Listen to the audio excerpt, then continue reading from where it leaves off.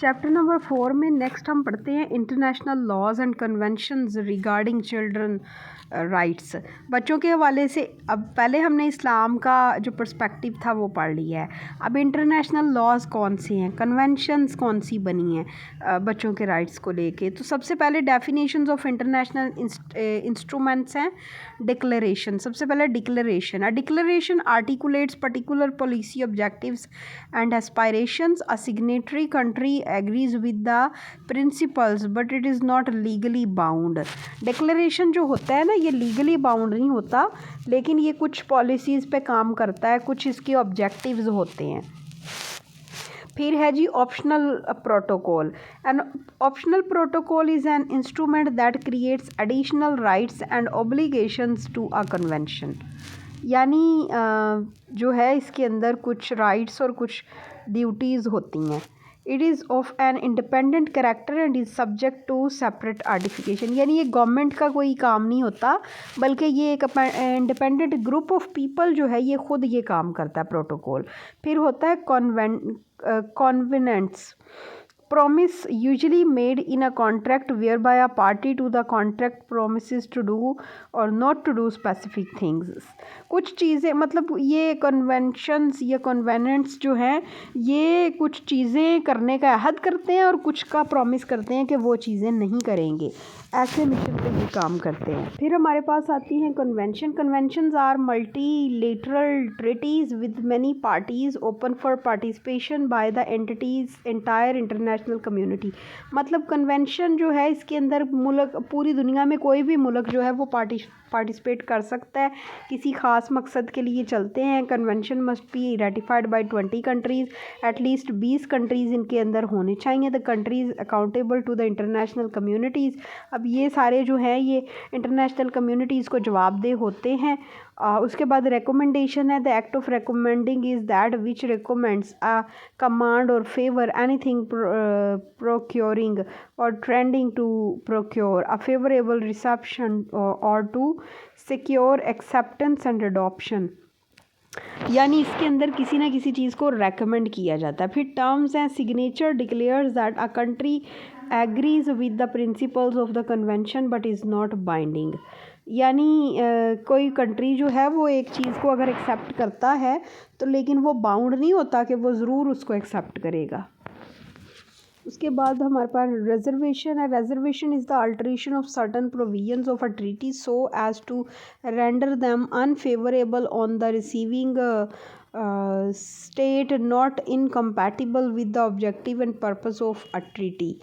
लेकिन आप ये सारे बस एक दफ़ा पढ़ लेने हैं ताकि थोड़ा सा समझ आ जाए कि ये सारी चीज़ें, मतलब ये मुख्तलिफ ग्रुप ऑफ पीपल हो सकते हैं जो किसी ख़ास मकसद के लिए, इसमें से जैसे यूनेस्फ है वो बच्चों के राइट्स को ये जो चाइल्ड लेबर है उस पर काम करते हैं, उनकी एजुकेशन को लेके। कुछ वुमेन राइट्स पे काम करते हैं, कुछ ह्यूमन राइट्स पे काम करते हैं, कुछ एनवायरनमेंट पे काम करते हैं।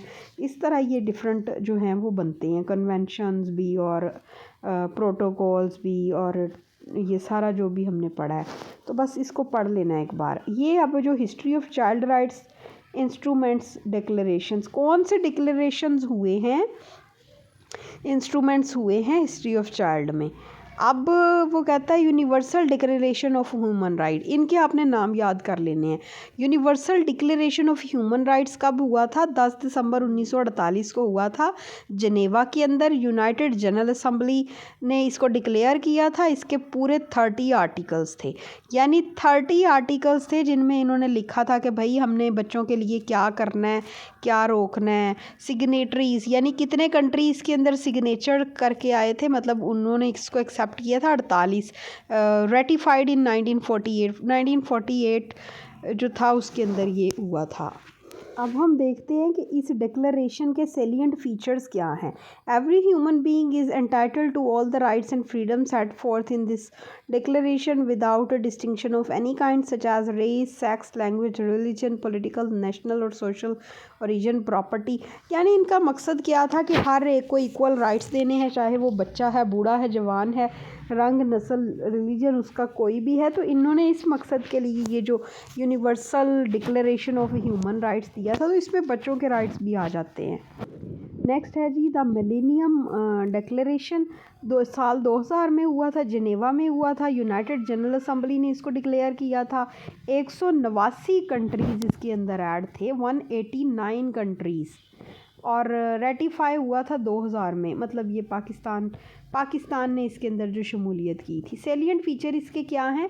It is the central international road map for working on poverty, education, health education and environmental sustainability in all parts of the world. अब देखें, इसने इन्वायरमेंट को बेहतर बनाने के लिए, लोगों की हेल्थ के लिए, एजुकेशन के लिए, गुर्बत के लिए उनको ये रोड मैप प्रोवाइड किया था पूरी दुनिया के डिफरेंट कंट्रीज़ में। Identified goals known as the millennium development goals, और इसके गोल्स जो थे वो 2015 में इनको क्या नाम दिया गया था कि ये मिलेनियम डेवलपमेंट गोल्स हैं। और इसका मकसद क्या था? Eradicate extreme poverty and hunger, यानी गुर्बत को और भूख को ख़त्म करना। Reduce by half the proportion of people living on less than $1 a day. Reduce by half the proportion of people who suffer from hunger, जो $1 से भी कम डेली कमाते हैं, या कमाते नहीं हैं, मतलब ख़र्च करते हैं, और मतलब उनके पास पैसे बिल्कुल नहीं होते, उनका जो लाइफ स्टैंडर्ड है वो बहुत पुअर है, और जो जिनको भूख का सामना करना पड़ रहा है। अचीव यूनिवर्सल प्राइमरी एजुकेशन, और ताकि वो यूनिवर्सल एजुकेशन हासिल कर सकें। Ensure that all boys and girls complete a full course of primary schooling, ये इनका मकसद था। Promote gender equality and empower women, औरतों को मजबूत बनाना और हर तरह की जेंडर को पावर देना इनका मकसद था। जेंडर डिस्पैरिटी, जो ये तफरीक है औरत मर्द की, इसको ख़त्म करना। सेकेंडरी एजुकेशन को प्रेफर देना। रिड्यूस चाइल्ड मोरालिटी, बच्चों के साथ कोई ज़्यादती करना, इनके ख़िलाफ़। Reduce by 2/3 the morality rate among children under 5। Improve maternal health, माँ की हेल्थ जो है उसको बेहतर बनाना, यानी उनको कोई सहूलियात देना। Reduce by 3/4 the maternal morality ratio, यानी 2/2 तक हम जो ये पुअर मैटरनल हेल्थ है उसको हम ठीक करेंगे, इनका मकसद था। ये सारे जो हैं कॉम्बैट HIV एड्स, इनको ख़त्म करना, मलेरिया और कुछ डिजीज़ को ख़त्म करना।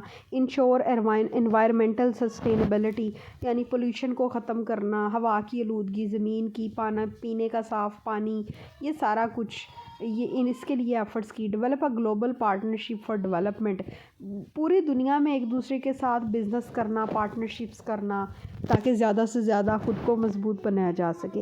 ये सारी चीज़ें इसके मकासद में शामिल थी। उसके बाद ये कॉन्वेंट हुआ था, ये international covenant of civil and political rights था। ये आपने देख लेना है कब कब हुआ था और कौन कौन सी कंट्रीज़ इसके अंदर, कितनी कंट्रीज़ थी, पाकिस्तान इसमें शामिल नहीं था, और 53 आर्टिकल थे इसके। अब ये देख लें भाई सेलिएंट फीचर्स क्या हैं इसके। Covenant protects fundamental rights such as liberty and freedom के लिए काम करते थे ये, ठीक है। और उसके बाद ये ह्यूमन ट्रीटमेंट, अगर किसी तरह से उनकी डिटेंड कर लिया जाता था तो उनको ट्रीट करते थे। फिर बच्चों के लिए ये लॉ जो थे वो पास करवाते थे, उनके राइट्स की बात करते थे, उनके लिए जो चीज़ें नुकसान थी उनके ख़िलाफ़ आवाज़ उठाते थे। और सिविल एंड पॉलिटिकल फ्रीडम की बात करते थे, यानी हर लेवल पे सोशल एंड कल्चरल राइट्स की बात करते थे। ये सारी चीज़ें इसके अंदर, इकोनॉमिक इवन जो प्रॉब्लम्स थे, पॉलिटिकल थे, वो भी लोगों को राइट्स देने की ये बात करते थे। ये आपने कन्वेंशन को देख लेना कि कन्वेंशन जो थी ये कब हुई थी, ILO कन्वेंशन, और इसमें कौन कौन से फ़ीचर्स हैं और ये कब कब पास हुई और कितने कंट्रीज़ इसके अंदर हैं।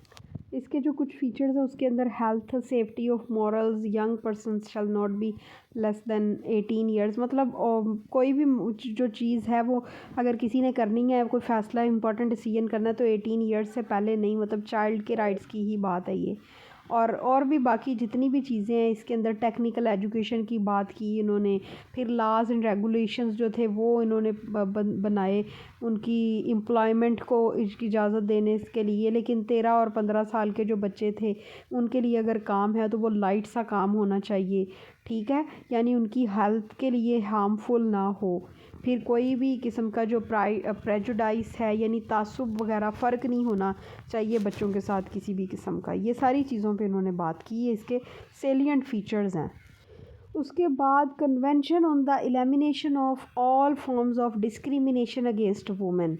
इसके अंदर ये भी हुआ था यानी औरतों के राइट के लिए, लेकिन इसके अंदर बच्चों के राइट की बात भी की थी। ये आपने देख लेना है कब कब ये हुआ था, कितने कंट्रीज़ थे, पाकिस्तान इसमें था और कब शामिल हुआ। This convention is important for children with reference to the girl child and the mothers. It includes important dimensions of violence, restricted nutrition, education and health care, rape, compulsory child bearing, honor crimes, sex trafficking, pornography, sexual harassment, dowry, deaths, female genital mutilation यानी बच्चों के साथ किसी किस्म की ज़्यादती, औरतों के साथ, फ़ीमेल चाइल्ड यानी छोटी बच्चियाँ, उनके साथ कोई भी ज़्यादती होती, कुछ भी होता उनकी एजुकेशन के हवाले से, उनकी लाइफ के किसी डिसीजन के हवाले से, उनकी सेक्स ट्रैफिकिंग या पोर्नोग्राफी, ये किस तरह से उनको अब्यूज़ किया जाता है। तो ये सारी चीज़ें जो थी इस हवाले से बच्चों के लिए बहुत इम्पॉर्टेंट थी। इसके बाद आपने ये सेलिएंट फीचर्स देख लेने हैं कि इसके ये जो हमने ऊपर पढ़ी है ऑर्गेनाइजेशन, इसकी कौन कौन सी इसकी ड्यूटीज़ हैं, ऑलमोस्ट सेम है, वही इक्वल राइट्स की बात करना, हेल्थ, एजुकेशन, लिबर्टी की और वुमेन राइट्स की, ये सारी चीज़ें इसके अंदर इंक्लूडेड हैं। ये आपने ना बाकी ये देख लेना है। नेक्स्ट जो है United nation convention on the rights of the child, इसके अंदर क्या है, राइट टू सर्वाइवल है, प्रोटेक्शन है, पार्टिसिपेशन है, डेवलपमेंट है। इसके बाद हमारे पास ये जो United convention on the rights of the child है ना, इसके अंदर ये जो आर्टिकल्स हैं ये आपने सारे आर्टिकल पढ़ने हैं और ये बिल्कुल क्लियर है। अगर हम इनको डिस्कस करने बैठेंगे तो हमारी वीडियो भी बहुत ज़्यादा लंबी हो जाएगी, लेकिन ये ऊपर जो हेडिंग लिखी है ना उसके अंदर ही सारा पता चल रहा है। अगर आप हेडिंग्स को याद कर लेंगे तो आपका ये एक क्वेश्चन रेडी हो जाएगा जो कि पेपर में आ भी सकता है कि इसके आर्टिकल्स को डिस्कस करें कि इसके अंदर कौन कौन सी चीज़ें जो हैं वो कौन से राइट्स की बात की गई है। तो इनको बुक से ना ज़रा एक दफ़ा देख लेना अच्छे तरीके से।